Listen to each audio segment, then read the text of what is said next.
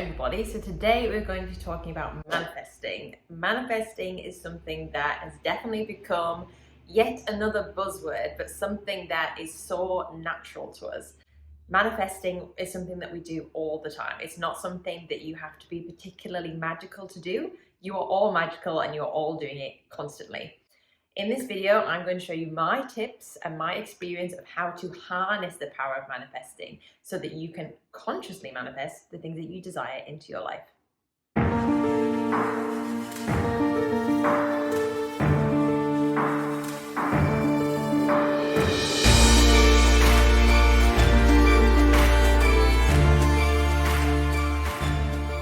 Everything that is in your life right now is something that you have manifested. Everything in the physical realm was once created in the energetical realm. It's like a circuit. So as above, so below. Everything that you create below in the energetical realm then becomes a physical manifestation. So we are constantly manifesting with our energy, with our thoughts, with our subconscious thoughts, with our beliefs, with where we are focusing our energy, with our physical actions, with everything we do every single day. We are physically putting into motion actions which are creating our surroundings. Everything that is in your life now is based on a choice that you made, and a choice that you made which was originally a thought, which was originally a feeling, which was originally a vibration. You are the creator of everything around you. With manifesting, we often hear the phrase, you are a magnet.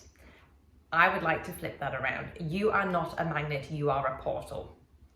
When I had my third eye awakening, this was one of the downloads that came to me, because when we say things like you are magnetizing things to you, the universe is gifting things to you, you are looking to the universe for the answers of your life, you are asking the universe to manifest for you, you are giving your internal power to something external.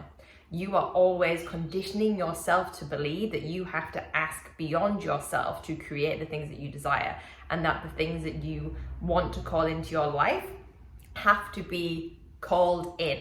They are beyond you, they are outside of you, and that you are magnetizing them towards yourself because they're not part of you.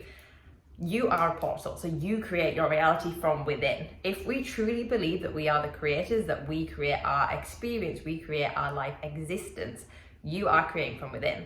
If we also believe that we are the creators, that we are universal energy, that we are all connected, nothing is outside of you. It just feels like it's outside of you.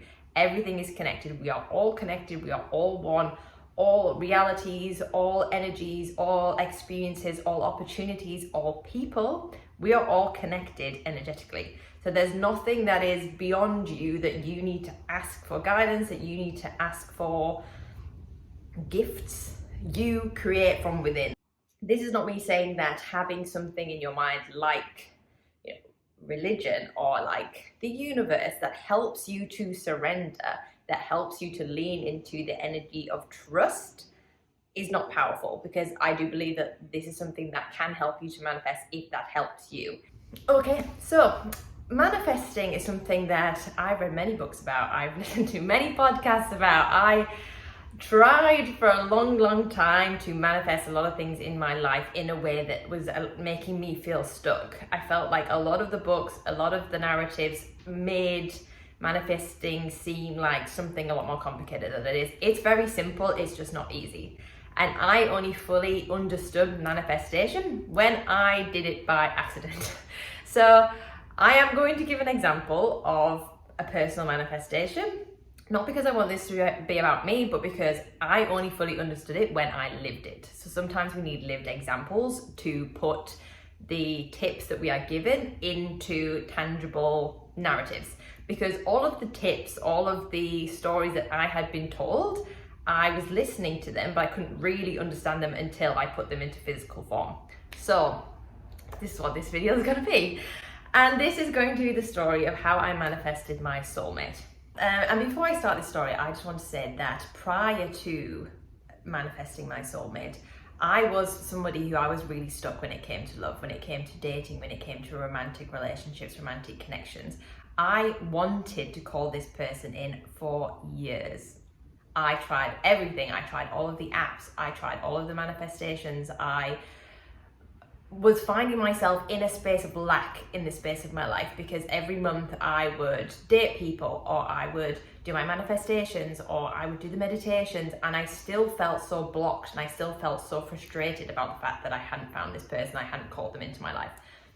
So firstly, I decided I would manifest one last time. So this is step one in manifesting anything that you desire, is write that down. You've probably heard this a million times, but if you don't know what you want to manifest, it's very difficult for you to manifest it. If you're just hoping that something will come into your life, that thing is probably already there. You just haven't been specific enough with yourself to know that it's there. However, I urge you not to be too specific, because this is when we get stuck in the how. This is when we get stuck in our own limitations. You can only create to the expanse of your own mind. There's so much beyond what you currently know that you are yet to experience, you are yet to comprehend. So if you write a list of something that you want in a person, in a job, in a situation, and you make it so unbelievably specific, you are making it specific within the range of what you know to be true now, what you know to be available now. But there is so much beyond what you have currently experienced. And if you don't give your subconscious and all of the creative energy that you have within you a chance to bring more to the table, you are limiting yourself. For example, if I say I want to have an opportunity to make more money, and then a new job comes into my life, but it's not quite the job that I wanted, but it is more money, that's still answering, that's still me creating what I said. So you have to be specific enough for that when you create this, it is what you want, but don't be too specific. So I wrote down one last time everything that I wanted to manifest in a person, but I was specific for the right reasons. I wrote things down like somebody who is generous with their time and energy, somebody who makes me laugh, somebody who supports my dreams, somebody who is aligned with the life that I want to create. I didn't do the thing that a lot of people do when they say, I want somebody who's 5'7" and has loads of tattoos and drives a motorbike or has $1 million, or like all these kinds of things that people on social media tell you that you should do. And then the person that I manifested, the person who came into my life, was everything that I wanted and more, because I left space for there to be more. If you are too specific in your manifestation, you are limiting yourself to the expansive of your own mind. But you also need to know what you want. So write that down. Second step, and you've probably heard this, the most important step is let that go. Write that down, put it away somewhere, do not look at it. Neville Goddard explains this perfectly, that if you plant a seed, you don't dig it up every single day to see if it's growing. And that's what a lot of us do. We say, I want to manifest this person into my life, and then we're immediately on the dating apps looking for somebody that we think looks like that person, or we're immediately looking at our lives and thinking of all the reasons that that person isn't here, or that reality isn't here, or we are obsessing. Obsessing over what you want is only reaffirming that you don't have it. So we manifest exactly what we say, exactly what we believe. So if you're saying, I want X, you are reaffirming to yourself that you don't have it. So for me, I wrote my manifestation list down, and then I just went on living my life. I let go of the need for anybody in my life. And I became so accepting of myself and so loving of the life that I already created that I did not feel in a space of lack. I felt in a space of abundance. Which leads me on to number 3, aligning yourself with the frequency of what you desire. So I didn't actually know that I was doing this, because I had just really got into meditation. This was just before I unlocked my third eye, and I was just religiously meditating every day for 20 to 30 minutes. I was quietening my mind, I was connecting to my breath, I was listening to vibrational frequencies. And during this time, I connected to the frequency of love, which is the frequency of what I desired. When I first started meditating after letting go of this manifestation, there were still times that it would come up that I wanted to manifest my soulmate, that I wanted to manifest the man of my dreams. And whenever that came, I would just relax. I would tap into the frequency of love. I would tap into the frequency of love that was already in my life. So anything that we want in life, we want it because we want the vibrational frequency that it will bring us. So if you want to call in your dream partner, it's because you want to call in love, you want to call in connection. So bringing that to yourself or connecting to the parts of your life that already have that will be connecting you to the vibrational frequency of what you desire. During my journey to find love, I found self-love. And that is what connected me to the frequency of love. I was more forgiving of others. I was more loving of myself. I was more loving of my life. I poured the frequency of what I desired, of love, into my life. And because of that, all of the blocks, all of the negative narratives that I had about love and that I had about other people from my past experiences fell away. So number 4, you've probably heard this before, kind of mentioned it already, is letting go of the blocks, letting go of the fears. So anytime that a negative narrative towards dating would come up, anytime a negative narrative towards ex-boyfriends, to connections, to whatever would come up, I would meditate and those would kind of fall away. And I found myself a lot more present. The more that you meditate, the more present you will become. The more present you are, the more you are able to connect with the frequency of abundance, which is already in your life, and the more you disconnect from your narratives about the future and about the past. The more you're in the present, the less you're looking ahead to think, where is this thing that I want? Am I going to get there in the future? I can't wait till I'm there, because again, saying I can't wait means that it's not already here, meaning it's not yours, meaning you are reiterating the fact that there is a gap between where you are and where you want to be, or thinking about the past, thinking about, God, my ex did this, or I'm so upset about this, or I'm hurt, or I can't trust people. That's a narrative that you're carrying from a past that you have created, because we create our memories. Our memories aren't actually real. They're a creation of the mind. They're a story that we've chosen. So I had to let go of those stories to allow myself to be fully present and to be fully loving where I was.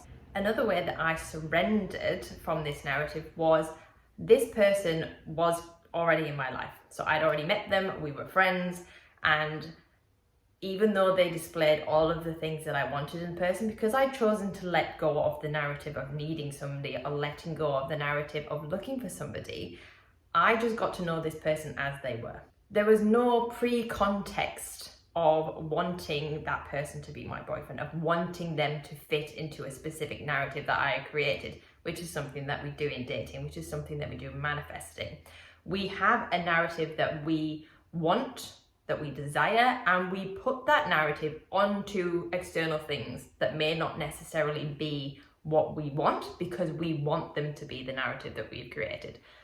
So when you go on dates, but you have an image in your mind of the person that you want to call in, even though you're sitting across the table from somebody who may not be that person that you have in your mind, you want them to be. You're projecting that onto them, and you are creating limitations on your own experience by wanting them to be something they're not. Same as other areas of life.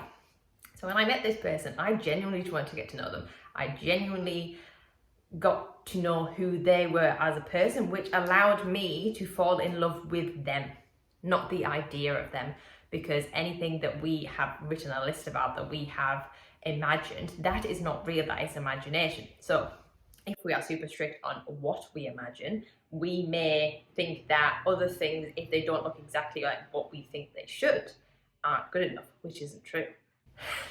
So I got to know this person. I fell in love with this person naturally. So this is why surrendering is so important. And this is also where taking aligned action comes in. The 5th point is taking aligned action. Obviously, you cannot just sit here and manifest and dream and do nothing, because unfortunately that's just not how it works. A part of manifesting is action. So you have created everything in your life through action as well as thought, and the action is very important. However, if every single day I had been going on dating apps and messaging people and looking for my dream man everywhere I go, I again am putting myself in the frequency of lack, of not having, of having to look for. Whereas because I had surrendered, I was taking the aligned action subconsciously without knowing it, because I was open to the frequency of love, because I had tapped into the frequency of love through my meditation, through loving myself, through loving my life without needing anything else. So when I got to know this person, I naturally fell in love with them because they were the person for me. I did not have to chase. I did not have to try. I did not have to pretend that they were somebody that they weren't, because they were the person for me. Loving them was effortless. It was the most effortless thing I have ever done. and he fell in love with me as well. And it just happened. It just came into my life. And I remember looking back a couple of months later at my manifestation list and thinking, you are everything that I wanted and more, and I didn't know that there was more. And it was so effortless. Like for years I had been trying to call in my soulmate, to connect with my dream partner, to manifest the love of my dreams, and then it just happened so effortlessly as soon as I gave up the need for needing anyone, for needing anything. So with my videos, I try to keep them as short and sweet as I possibly can, because I think that the things that I'm teaching should be simple, should be quick, and should be digestible. Because if you're listening to a video that is 2 hours long about something, you're not going to absorb it. So one of my aims with my YouTube channel, with my videos, are to keep the videos short enough that you're getting as much information as possible, but as much information as possible in the simplest way so that it is digestible. So just to recap, manifestation, number 1, know what you want, but don't be too specific. Number 2, let that go. Put that piece of paper away, move on with your life, know that it's already going to happen. This is the law of assumption. You don't need to keep checking on it every day. Number 3, align with the vibrational frequency of what you desire. So that doesn't necessarily mean if you want to call in $1 million, you have to think about $1 million every day. Think about the freedom that you're going to feel. Think about the desired frequency and tap into that on a daily basis. Number 4, release any blocks. So if something comes up that makes you triggered, cry it out, move it out, go for a run, do anything. Number 5, take aligned action. So once you are in the frequency of what you desire, and once you are letting go of the narratives and the preconceptions that you had that are blocking you, most of the time you will take aligned action without realizing it. I didn't know that that's what I was doing until I looked back in hindsight. Once you are connected to the part of you that knows, the part of you that is creating, you will just be called to things. You'll be called to people. You'll be called to situations. But you have to keep yourself open. You have to keep yourself in alignment with abundance. You can't keep locking yourself down with your past narratives. You can't keep locking yourself down with it has to be this specific narrative. Keep yourself open, because you have no idea how the creation is going to manifest, because a lot of it we do subconsciously. And then surrender, let it all go, just relax.